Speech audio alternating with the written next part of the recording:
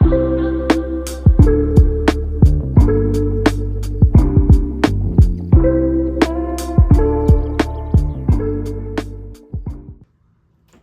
I want to give you a product tour of our Praxis plan book.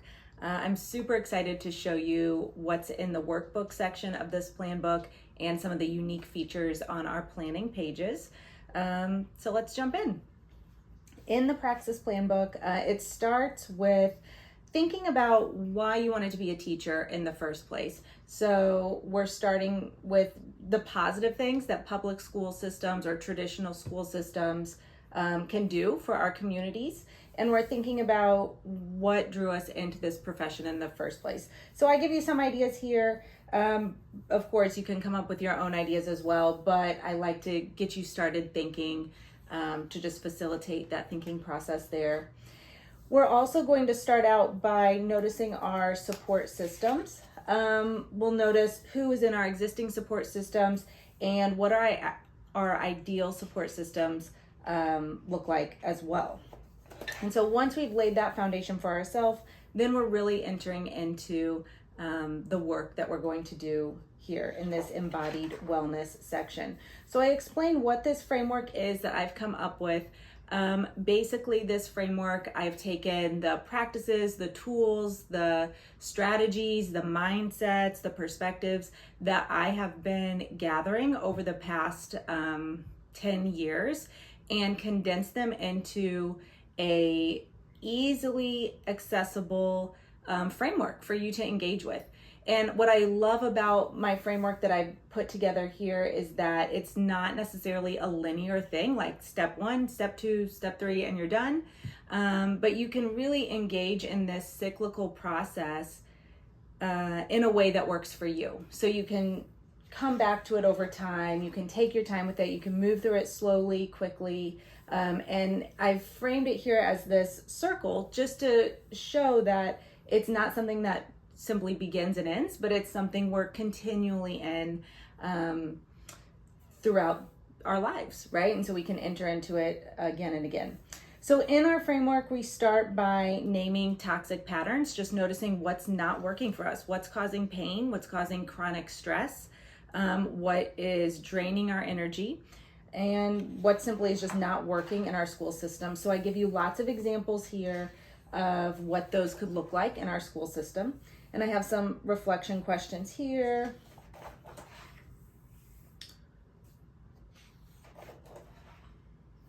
And like I said, more reflection questions really throughout this planner. One thing I love about the workbook part of this plan book is that there's lots of space for you to reflect and lots of different ways to reflect as well.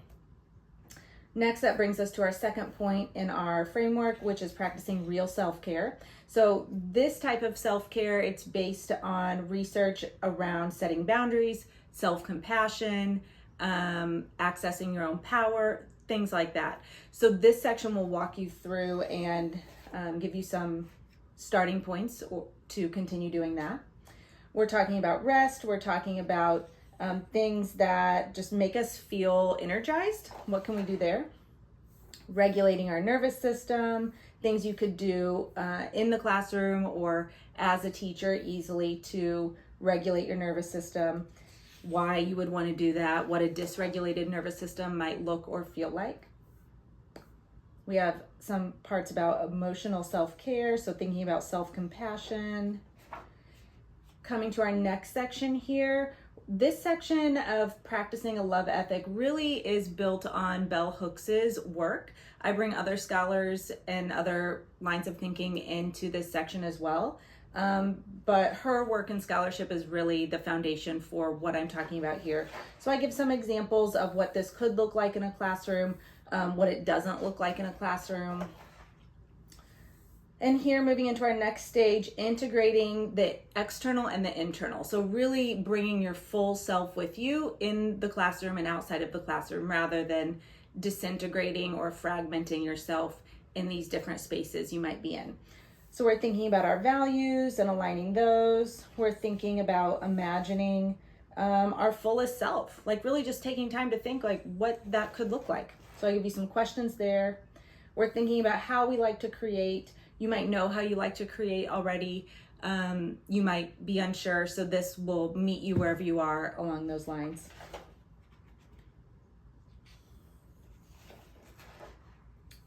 More about this here.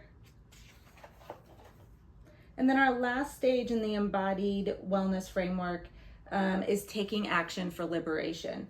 So this section is really something you're doing with your students. As you liberate yourself, you're holding space in your classroom for students to liberate themselves as well, and then collectively together creating that community liberation, which just has ripple effects. So this section talks a little bit more about that, what that could look like, why we would want to do that, specific teaching practices that might encourage liberatory learning and living. And then here I also created just a check-in. So this looks like a lot when you look at it, but when you're reading it up close, it's very user-friendly. And this is just a quick check-in scale that you can apply to your lessons as you're planning to see, is the lesson or the classroom environment that you are creating, is it cultivating liberation in these different levels, or is it cultivating oppression or toxic systems? And so I like this because, of course, and you'll hear this as you go through the workbook, our goal is not to be perfect or to change everything all at once, but just to slowly step into and bring clarity around what we're doing. And then you can decide for yourself, like, is this working? Is this working for my students? And if not, what can I do differently? So these are just some starting points here. Of course, there's lots of scholarship out there around creating classrooms and lessons and practices that are creating liberation in your classroom or fostering liberation in your classroom. So much more to research about that out there if you would like to take further steps there as well. And then that brings us to our planning section. And so one thing I'm really excited about in this plan book is that before we even get to our planning pages, we're thinking about our region, our community, and our students, and getting clear on what and where we're teaching before we design our lessons. So you have plenty of space here to just make notes about your students, you know, hobbies, learning goals, struggles, successes, IEP notes, things like that. And then of course, thinking about the community that you're teaching within too. And all of this is going to inform your teaching. So you have plenty of space to explore that. We can lay out our course themes very holistically so you can see your whole semester, like what's your big goal per week. And then in our planning section here, nice overview. I like to give lots of instructions just so it's clear on how you could use these resources. You'll have a monthly spread like this. On this side, you'll have reflection questions to draw that bridge between last month and this new month we're going into. You have a notes column over here, and our planner is undated, so you can fill this in for whatever, you know, whatever you need it to be that month. And then each month you will set your intentions. So this is the same as our month or our embodied wellness framework. You can see I started to fill in some of these boxes here. And then this is your weekly overview. So this is your more broad planning page. So here you're gonna list your different courses that you might be teaching. You could even use one of these boxes for your prep period if you wanted to think, you know, a big picture about what you're working on then. But you would just fill in your course name here, and then you have each day of the week. So you might teach multiple sections of the same course, but you're probably doing roughly the same thing in all of your sections. So you would just put, for example, English 1 right here, and then Monday, Tuesday, Wednesday, and so on. I did include Saturday and Sunday on here as well, not because they have to be days where you are writing course plans in, of course, but this is a holistic view too. So you can even write down other things you are doing for yourself on those days, other plans you have in your life.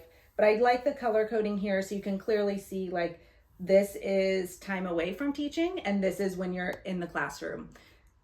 But you can have a whole view of your entire week as you walk towards integrating your whole self in your teaching practice. And then down here at the bottom, not only are we going to be planning for our courses, but we're planning to complete our stress cycles, to rest, to recharge, and create. So you're very intentional rather than just as you set the big goals and ideas back here, now we're putting them into practice. How are you going to do those things this particular week? And then that brings us to our daily plan. So here we're getting really, really specific. So you can make, if you want to make specific notes about a particular section of a course you're teaching, you could do it on this page. You're also then taking all of your intentions from your weekly plans and your monthly intentions, and you're putting them into practice here. So if you are saying, I'm going to complete my stress cycle by exercising or going on a walk for 30 minutes, okay, when in your day are you actually going to do that? So I love how specific this is. I love how these pages work together. I feel like my brain loves to think in this big picture, but I also know that if I don't specifically plan for it, that I'm probably not going to do it. So to me, these two pages work together really, really well. And down here at the bottom, you have these little check-ins, so you can just monitor over time, what's my energy like on this day? What's my stress state like this day? And then, of course, more information about all of that in our workbook back here. So that will take you through the whole year. This is our 10-month version, so we have enough space for the whole school year there. We'll also have our 5-month version coming out as well. And then here in the very back of our planner, we have a few extra notes pages too. So I include a yearly reflection back here. You can work on this, towards the end of the year or throughout the year, whatever feels best is just like a check-in point.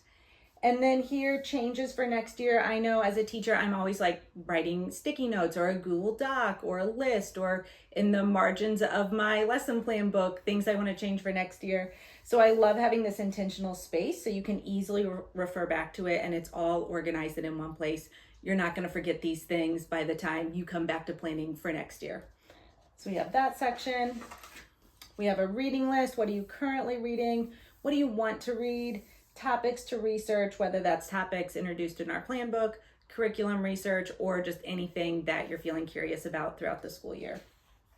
And then, of course, a couple of blank notes pages here for any other notes from meetings, ideas you want to remember, things like that. We have lots of space in the back here for that. So that is our Praxis plan book. I'm so excited to share this with you. I hope that the practices and ideas in this plan book are as transformative for you as they have been for me. Thanks for watching this.